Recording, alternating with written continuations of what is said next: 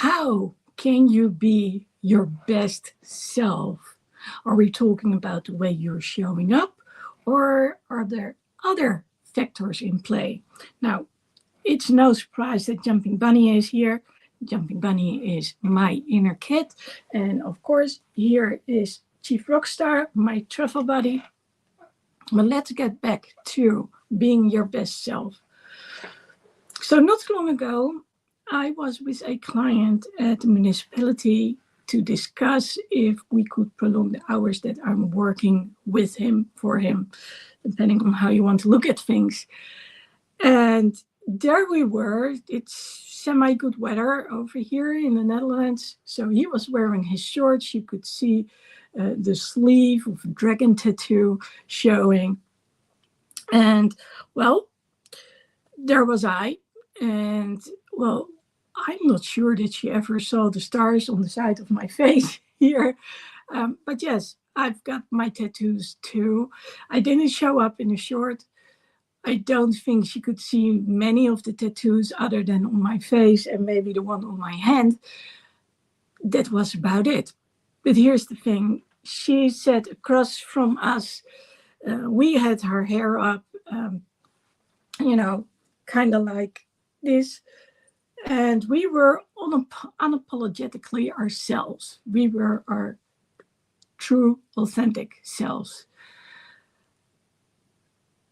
She sat across from us, and, every once in a while she was searching for words that had nothing to do with the way she looked. And by the way, she's the sweetest one out there you can even think of. But you could tell that she was dressed the way you should when you are working on behalf of the city. Or should you? That's the question, of course, nowadays. I mean, I remember the times that you had to cover up your tattoos and they couldn't be seen. But in this case, it was about her being so completely different than we were. Now, I need to take you back a little bit in time, as in maybe 10 minutes prior. So when I came in, I was using my crutches, and they were already there. I had been delayed in traffic. It was like 30 minutes more than normal. Accidents happen on the highway. It's the way it is. But fortunately for me, I did go early, so it wasn't too bad. But yeah, I did feel a little like, it's an important meeting. I wanted to be there, and doesn't feel too good. But anyway, I told my client about it, so the employee from the municipality, she knew too. And so there I was. She looked at my crutches, and I guess she was wondering, did I see her with crutches before or no? And chances are she hasn't seen me with crutches before. But then again, she actually might have before the last time we saw one another. So she looked at them and she said, do you buy them like that? No, you probably did some things. And that's true. So there is this final tablecloth, and someone else actually made those crutch covers. And, well, I've bought a bunch of those. They've been worn out, a bunch of those, but I still have a number of good ones. And it was actually just prior before I stopped using them. So it was a little bit weird when I saw them, and I was like, well, I'm done with crutches, so how am I going to use them now? But nowadays, they actually serve a purpose. So the way they're looking is they not only have the covers on there, so I've got retro covers and black and white ones.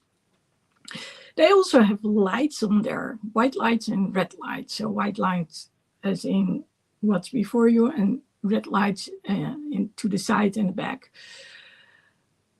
So apart from that, they have like these little socks where they can be put in the hockey clamps.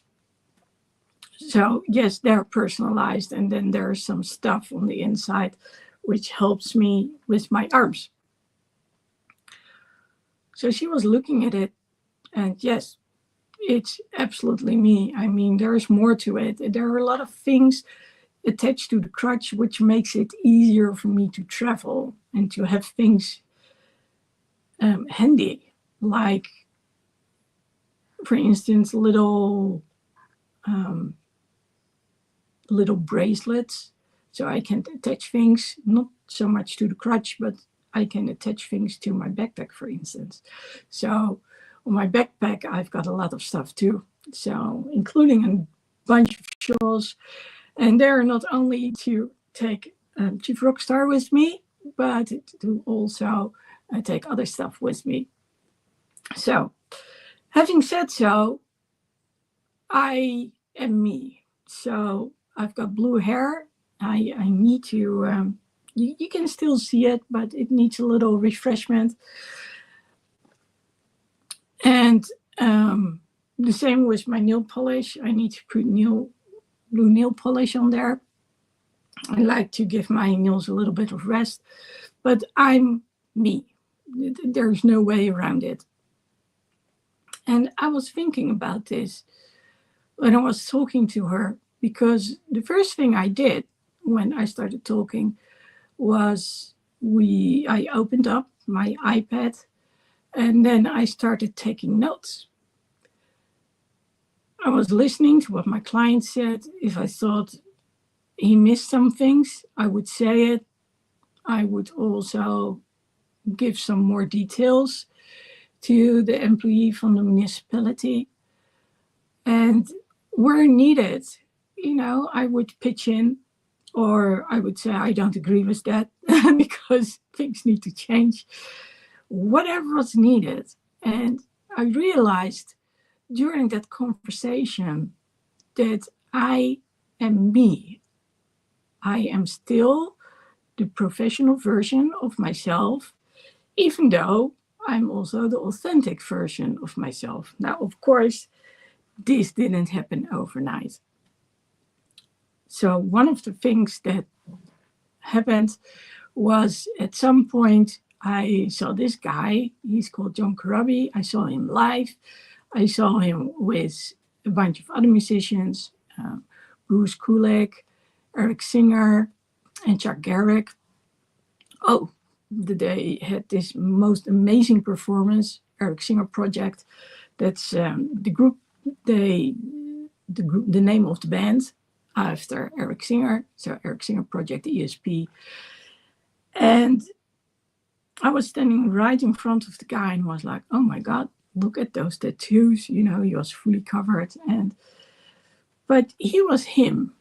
And later on, we got to take a number of pictures, or better yet, Bruce Kulick did. So that was kind of cool.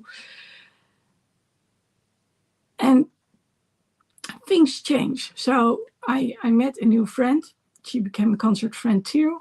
I remember that at first she was afraid of tattoos. Now I think she's covered in more tattoos than I am, actually. So we're only like a year apart, so it's kind of cool to see what she's doing and how I'm doing. We don't see one another that often. But that's when, I started like, okay, let's see, how does that work with piercings and other things? And it's true, once you start with the first one, you kind of get a taste for it. Now, I'm good the way it is. And I've noticed that once I started using those piercings, that my self-confidence improved, actually. But at the office, because back then I was still working at the office, it was kind of funny to see how people reacted. And of course, it was exciting at first too. How would people react? Would they accept me for who I am? And on the other hand, what's not to accept, because I was doing my job. And that's the thing. When I was there last week, I was still doing my job. I was still fighting for the person, my client. And being there to support him and standing up for him. And that's what I do nowadays. The difference is that nowadays I'm really about teaching others and guiding others in how to speak up for themselves with clarity, and also understanding others with that same clarity.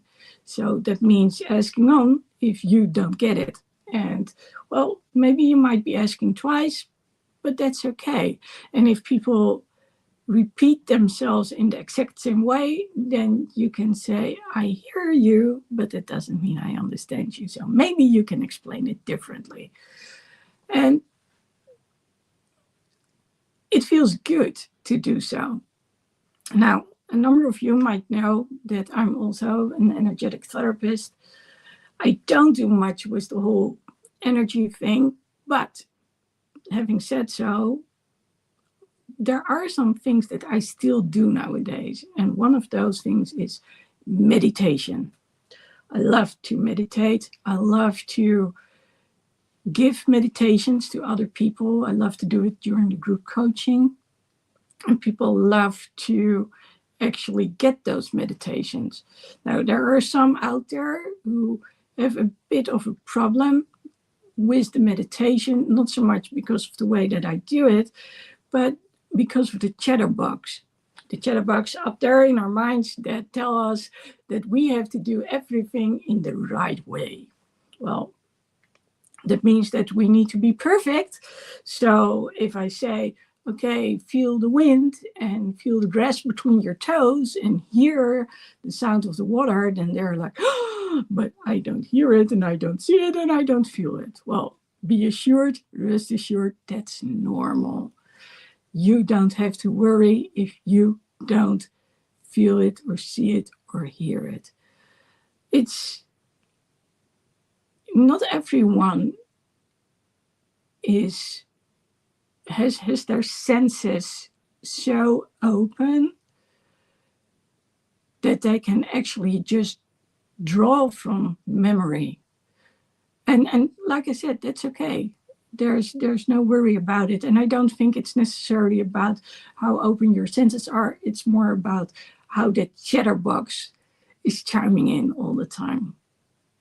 But yes, there are people who are very good at it. I only have to say one word and they're already there. And then there are people, and I guide them by saying to focus on their breathing. And then I'll say, breathe in, hold, and release. A little slower. But that way, it shows that it's okay that that chatterbox doesn't work right away. Now, this life is about embracing yourself for who you are. I told you a little bit about how I show up, and I also introduced you to Jumping Bunny, my inner kid, and of course the Chief Rockstar. Now, that's not because I want to walk around with all the stuffed animals, even though I have a lot of stuffed animals on my backpack. But there's a reason for it. Those stuffed animals, they actually show where I've been. And that's the same, by the way, for this guy, for Chief Rockstar. He was born in Chicago, made in Chicago. And, well, then I took him with me. There's a different story, though, behind Jumping Bunny.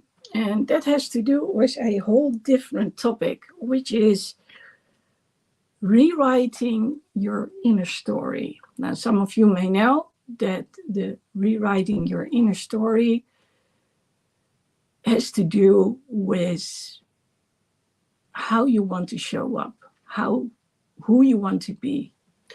So let me explain a little bit about inner stories. So when I talked about meditation, one of the things why people are not good at doing so was, like I said, the chatterbox. It's one of the reasons why a lot of people actually like to drink And then when times get hard, they start drinking more and more. And also why they use other means. It's basically to numb themselves. Now, the good thing is you can also get the chatterbox to quieten by doing something boring. So basically, being in the shower is like this monotone rhythm of drops. That's when your chatterbox, the conscious mind, gets bored. So that's when we start singing and all those kind of things. If you work out, if you play games, those are moments too that your chatterbox can get silenced. It's busy doing something else. And, well, it gives the subconscious mind the chance to actually do something and have your dreams and your thoughts all come to the surface. So you can sort of process what's going on with you. And the thing is, if we don't process it, then what's the effect on us? And I can tell you this much. If we want to rest and recharge, then we need to process what's going on. I can tell that not necessarily this week, but the week before has been a really hard week on me. Actually, the 2 weeks before, they took their toll on me, and I can still experience the effects from those weeks. So even though we are a week later, I'm still not where I should be. I'm still tired. I still have a slight headache because I'm low in energy. And, well, it's normal. It's part of what's going on. That doesn't stop me, however, because tomorrow, and I'm so excited about it, is going to start. I'm going to start with the Rewrite Your Inner Story challenge. Now, inner story. Let's get into the inner story. Inner story is basically what we tell ourselves. What we tell ourselves is based on what others tell us. And so when I started by telling you that the person across from us didn't show any tattoos, she definitely didn't have blue hair. She was well taken care of. And I'm not saying that I'm not well taken care of or that my client wasn't well taken care of. You can still be the authentic you and also be well taken care of. But it's what the people say that we at some point adopt. And depending on what's happening and how they say it, we might do it quicker rather than later. But yes, we get wired depending on how we grow up, where we grow up, in which culture we grow up. So in my case, I am the product of two cultures, the Asian culture and the Western culture. So that's a whole different ball game compared to other people. And I actually talked to someone about it not long ago. The guy is 2 years younger than I am. He was actually from Morocco, half Spanish, half Moroccan. And I didn't want to recall the words that were thrown at me back then, but he sort of got my drift when I was talking about it. And he understood what I said, like there were no other people like us. And I didn't understand why someone would choose French instead of English. Now, of course, I do, but back then I didn't. So that surprise when looking at pictures, because we didn't have pictures like now. And I wasn't blonde with blue eyes. Now, my dad, 6'6", was blonde, but he didn't have blue eyes. He actually had sort of like hazelnut with a little bit of green in there. And then my mom, well, I look like my mom, except for that she didn't have blue hair. And yes, the blue hair shows up primarily when I'm outside. That's when the people are like, oh, you got blue hair. Yes, I do. It's kind of funny. Now, like I said, we are raised a certain way, which means that either we'll feel comfortable with ourselves or we don't, which also, again, is related to what we have experienced. I mean, if you've had a traumatized childhood, chances are that you are not comfortable with yourself. I wasn't comfortable with myself either when I was growing up. Of course, that has changed over the years, but it has taken me decades to get to where I am now. And even so, doesn't happen too often, but every now and then, yes, I do get the jitters. And then I'm like, okay, I need to address those because otherwise, So getting back to that inner story, it's about what other people have been telling us. And then comes the kicker. And this is not a positive one. Then we start repeating it. And the question is, did others tell us positive things or did they tell us negative things? So if you're in luck, they tell us positive things. And then we know, okay, we are loved, we are good the way we are. My mom was a rock star when it came to that. She was a champ. She always made us feel good. Of course, there were some things which were not so good when it came to things she told us, but most of the time she always said, oh, you're beautiful and you're smart. And, my mom was a very sweet lady. I cannot say anything else. If I just think back about the things that she has taught us, which are so many. So does that mean there weren't any prejudices against others? Oh, yes, there were. Here's the thing. No one thought about it back then. I mean,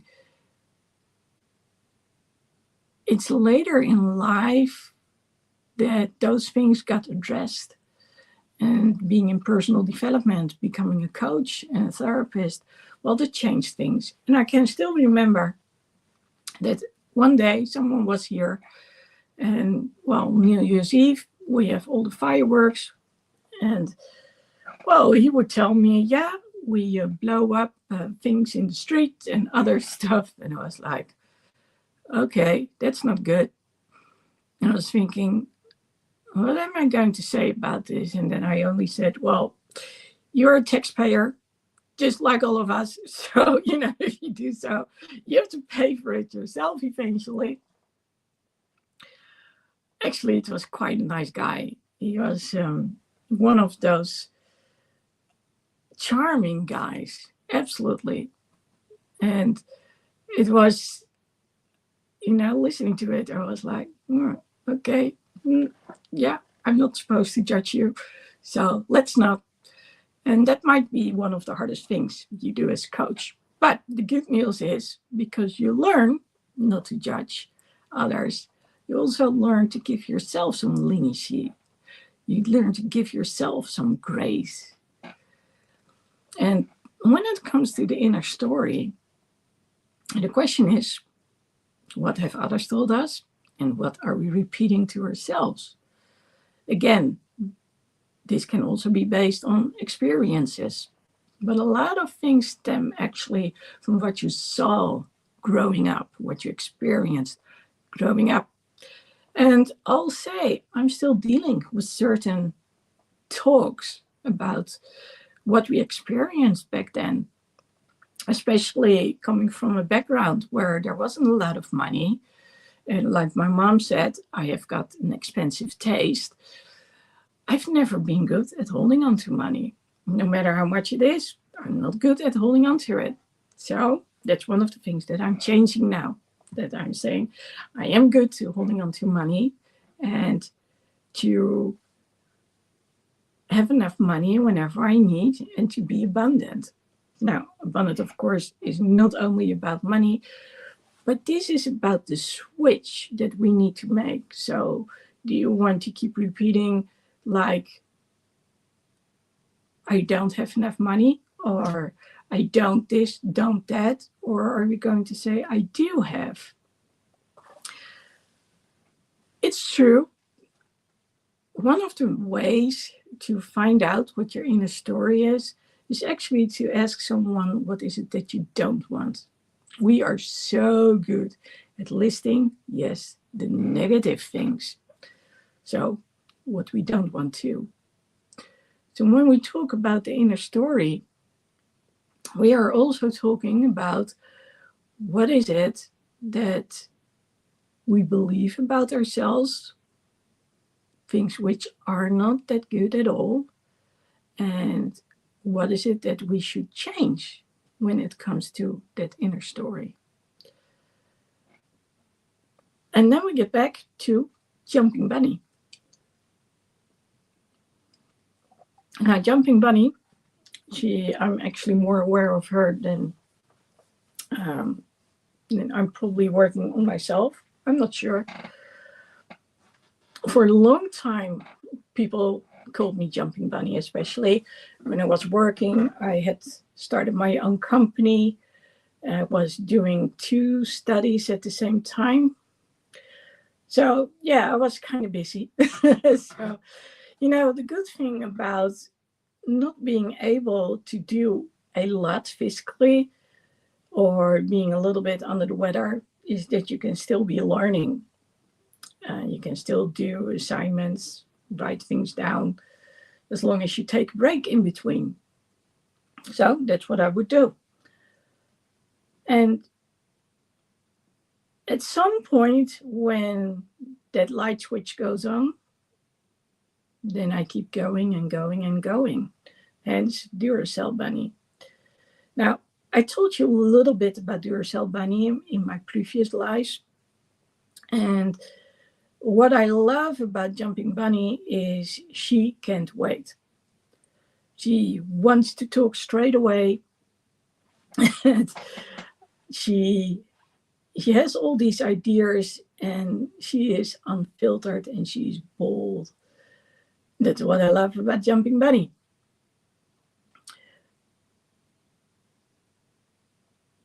Not too long ago, I asked a number of people, like, okay, if you could choose a character, what would it be? And it is kind of amazing what the answers were. But here's the thing. When we start to adopt those character traits, things change. Now, when we talk about rewriting the inner story, we can also start writing and talking from the inner kid. And I actually already have done so in my life. And later on, I was like, what are the people going to think about me? So that was my doubt, right? And I got some reassurance now. It was good. And, keep doing it. And I was like, but I don't think everyone understands it the way they should. Well, I don't know if they should, but the way I would like them to. But yeah, it did feel good to actually have done so. And who knows, I might do it again, just for the fun of it. What I usually do, though, is when I'm stuck, that's when I get to use Jumping Bunny's voice, because she is not limited by all these ideas and notions on how we need to do certain things. And that's a blessing in disguise. That's why it's so nice to actually talk to children, because normally they are still unfiltered. Of course, it's when they're at school that things change, depending on who the teacher is. But yes, children should be allowed to speak their minds. And of course, when the adults speak, you cannot have them interfere all the time. But apart from that, they have their dreams. And, there's nothing like seeing a young kid just sing their heart out. and do certain things. Now, I don't know much about myself from when I was a kid. I do know that my mom taught me to play the piano at 3 years old, and I do actually have some recollections from even before 3 years old, which apparently is not that, well, it's not the standard, let's put it that way. But what I mostly remember is being bullied and being withdrawn and writing a lot. My mom taught me how to be creative, and at some point I became a huge metalhead, hard rock fan. We said back in the days, and so that shaped quite a bit of who I was. So I guess that it wasn't strange that I started expressing myself at an early age. Now, of course, my mom, being from Indonesia, was used to wearing bright colors. So did we. We also made our own clothes, which was fun until someone decided to rip it apart. Yes, that happened quite a few times too at school. I don't recall the teachers saying anything about it. I don't think they asked me about it either. But yes, those things did happen.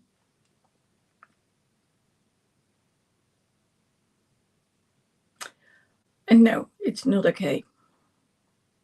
That's the simple version. So when I became a hard rock fan or metalhead,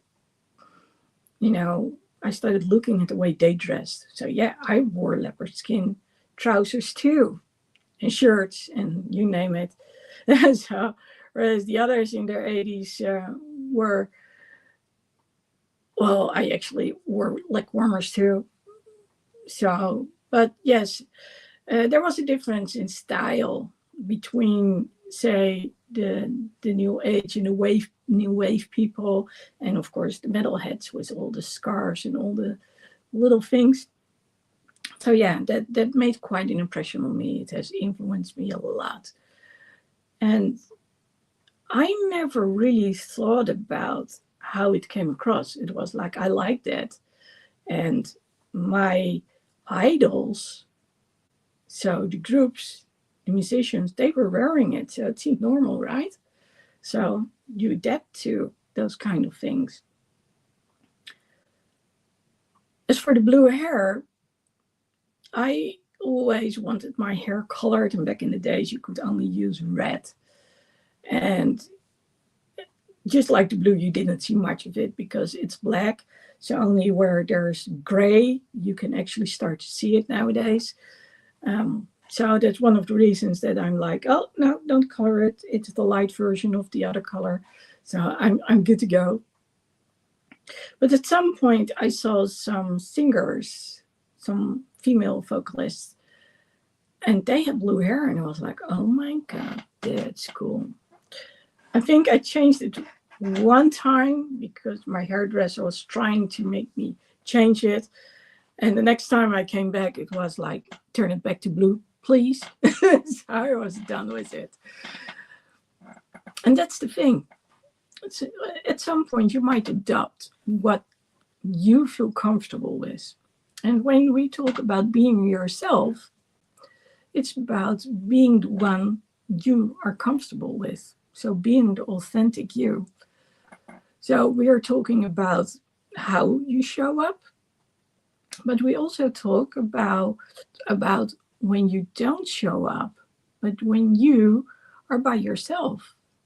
So what happens when you are on your own? So you don't have to be your best self, as in you don't have to be there, as in being fully present. You can just be you.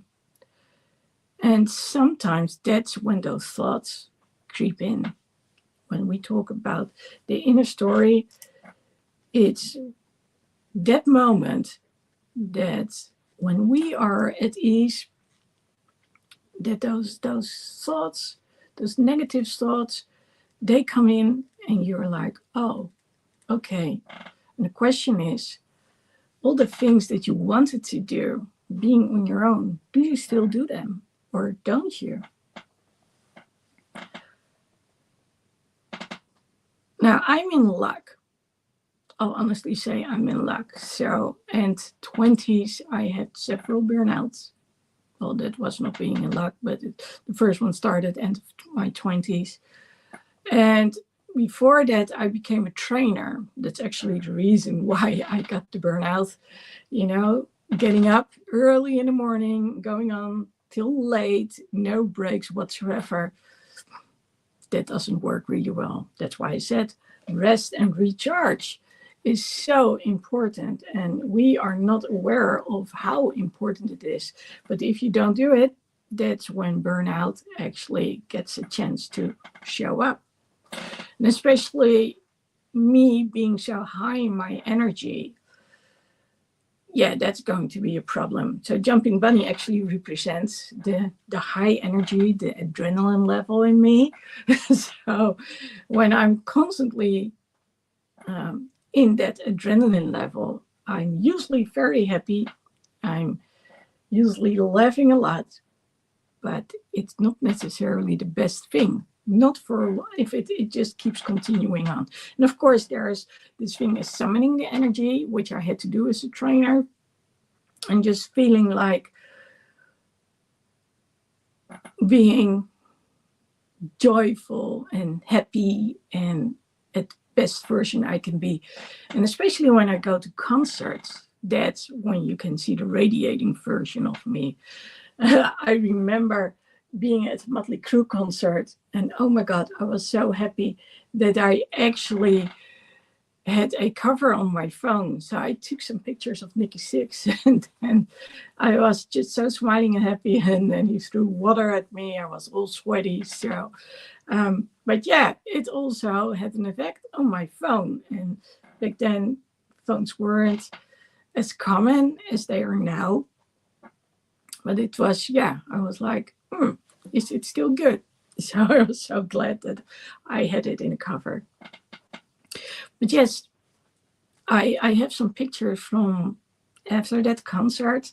And that's actually why I started taking concert pictures, because you see a different version of me when I go to concerts. And the same applied when Bruce Kulick was taking pictures of himself and me, and John Grabby and me.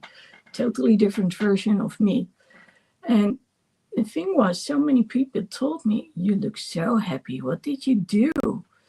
And that's when I knew that they were onto something. They were onto something when it came to me being the happy me. Now, I also told you about the burnouts. And I said, I'm lucky that I got to do personal development at an early age. Like I said, also combined with becoming a therapist, a coach, and a counselor. So we learned a lot about ourselves. And one of the things that I've always been very interested in is the brain. So one of the things that I also learned was hypnotherapy. Now, I'm not an official hypnotherapist, as in I've gone to school for 4 years, but I did read a number of books and I did do some training courses, and I love it. I love it. How you can distract that chatterbox. I love how you can actually change being scared and going from an unsafe to safe situation, going back and forth, back and forth, back and forth. So basically we're talking EMDR here. I love the idea that you can visualize ahead of time what's going to happen. And by doing so, you can train the brain to not be nervous when it's actually there, which of course is great when it comes to exams, for instance, or to talks you don't know what to expect. Then again, if you don't prepare, you also don't feel nervous at all. So if you're like, I'll just see what happens, and that's okay too. And usually that's the version I am nowadays. So you can see me at restaurants and Well, a friend of mine actually said it to me. I said, you know, my brother and other people, my cousin, he said, yeah, you can be so present. I said, am I too much? And she said, no, but I'm used to you. Of course, she has known me since I was like 13, 14, 15 years old. So, yeah, um, that's more than 1/3 of my life, that 2/3 of my life that she has known me. So, quite a long time. So, yes, she's used to me, but I do consider that I'm there. So I know I need to rein in Jumping Bunny every now and then, but if I feel like I'm about to explode because there's so much I want to share or I want to do or I want to write down, then I'll say, I'm sorry, I need to do this, but otherwise I'll just go in full Jumping Bunny mode. And that's the one thing I want to avoid. So it's about finding the middle ground when it comes to being in my inner kid mode. Now, getting back to that inner voice and doing a lot of personal development, what it taught me actually was boundaries, lots of boundaries. And that's one of the things that I didn't have many of growing up. First of all, I was bullied. So if I've been told ignore them, then yeah, how much is that of boundary setting? I mean, it's not like I talk back or something about it. It just happened. And like I said, teachers didn't stand up for me either. So there was not much going on when it came to boundaries. The good news is that my father said, you're going to do jujitsu. So it's not like they could really harm me either because I knew how to defend myself. So that was the good news. Despite that, I almost got killed. But yeah, still, I knew how to defend myself. But it's a little bit hard when you've got a scarf wrapped around your neck and one is pulling on that end and the other one is pulling on the other end. And yes, up till now, it still bothers me physically, that is. So learning how to rewire the brain, how to prepare for certain things has made such a difference. And like I said, when I talked to my friend and we were at the terrace, she pointed it out. You just talk to those people. You just woke up and you say something. I might go back inside the kitchen and say thank you to the chef. I think that's normal, but apparently it's not so normal. I might explain a thing or two to the waitress, which I cannot do, but I'm like, okay, I don't think she picked up on why I said it, and I don't want her to feel bad, so I might actually explain it. And then there are moments that I just talk because that's me. And, that's the version I guess it's the extrovert version of me. I'm very introvert too, but yeah, it's like a balance. I like to be on my own. Sometimes I say I'm a bit like a hermit. But of course, we need to be in touch with other people and talk to other people too.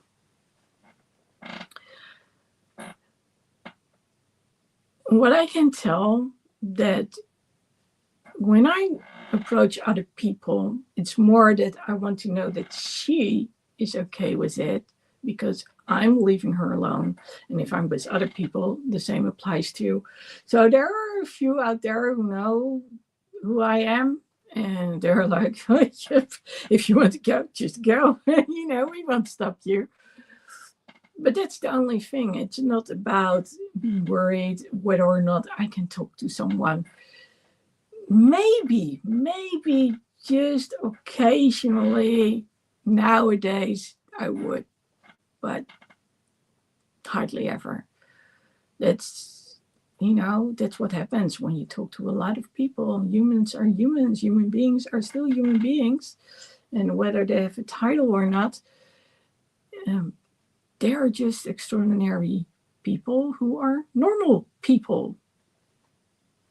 And maybe are normal people who are normal people. But usually we look up to certain people who are extraordinary for us. And I'm like, oh, okay. And I'm curious about how they live their lives. And that's what Jumping Bunny is too. Jumping Bunny is curious about everything. And that's me too. Now, getting back to the whole rewriting your inner story, it all starts with what our dreams are and what we do and what we want to do. That's why it's so good to go back to your dreams as a child. Maybe you had dreams, maybe they were beaten out of you, I don't know. Maybe they were cultivated. Maybe you started doing something completely different. I know that when I started working, things changed for me. When I started working, music was a little bit going to the background. I was still playing music, but following things. And of course, it was a different age. And there was grind metal. No, not grind metal, grunge. And I didn't like that. So people were experimenting, bands were experimenting. And well, I sort of lost interest. I got my job, I started living together, I bought a house, and then I moved out again. And just those few years of living on my own, buying a house, and then moving back to my parents, I could actually already tell how much I had changed. I wasn't the same person as I was back then. You could say I'd grown. Of course, when it came to boundaries, I think that I learned about boundary setting during that time. There were a lot of things that happened when I was living together, especially when we're living in a different city. Things I'd never seen before, not up close and personal, let's put it that way. It was normal for my boyfriend and his friends back then to take party drugs. It was also normal to, when something has fallen off the truck, just do it. Just let it be. And I'm the person who, if I put something in my pocket, which sometimes happens, especially when I'm using crutches, and I forget to pay for it, I'll go back the next day and say, oh, I forgot this. So I know inventory cannot add up. And I'll say, I'll pay for it now. Those kind of things. That's me.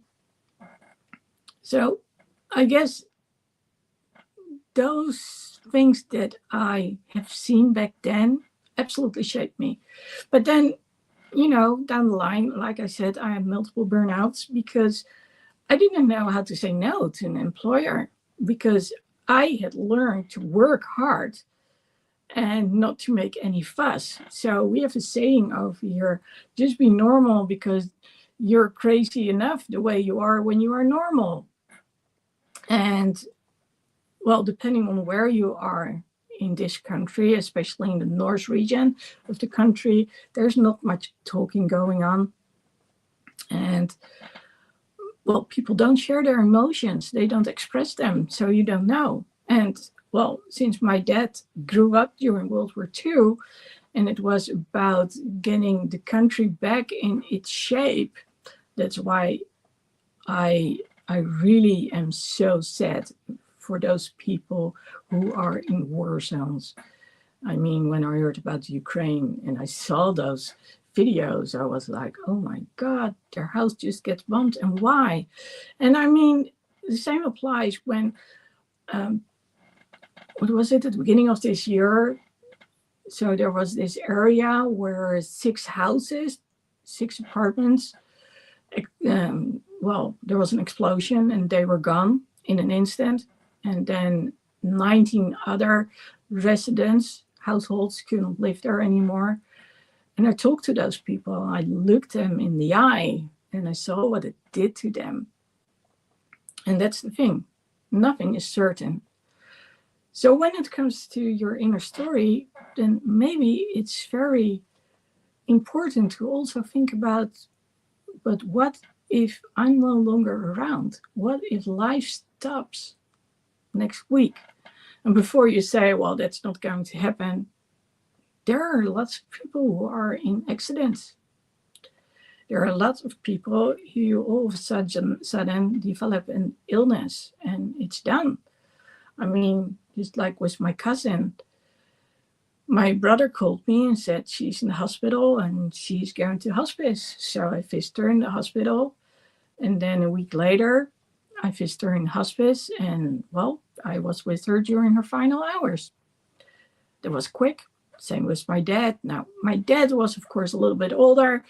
He was close to 88. So people were like, okay, yes, we can do surgery, but he has to decide within 5 minutes. And he told me that he wanted me to travel.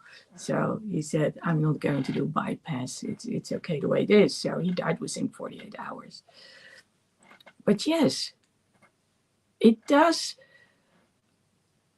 When we get to the topic of what is it that you want to have done with life, the question actually is, when you are old and gray, hopefully, well, I don't know if you want to be old and gray, and you look back, what is it that you want to have done in your life? What do you want to have seen?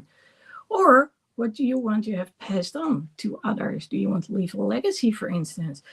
I want to create a ripple effect where people learn how to speak up and speak out and be understood and make themselves understood, and also have others express themselves with clarity.